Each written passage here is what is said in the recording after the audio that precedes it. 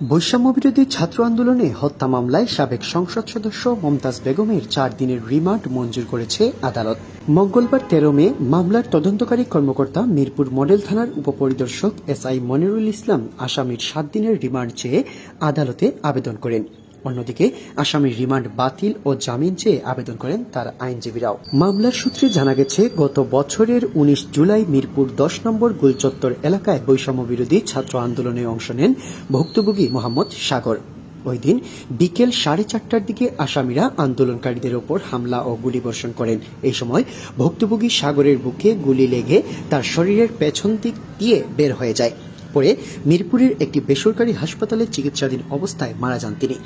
এ ঘটনায় গত 27 নভেম্বর নিহতের মা মুসাম্মদ বিউটি আক্তার বাদী হয়ে মিরপুর মডেল থানায় হত্যা মামলা দায়ের করেন। এতে শেখ হাসিনা সহ 243 জনের নাম উল্লেখ করা হয়। এছাড়াও মামলায় 250 থেকে 400 জনকে অজ্ঞাতনামা আসামি করা হয়। মমতাজ বেগম এই মামলার 49 নম্বর এজাহার নামীয় আসামি।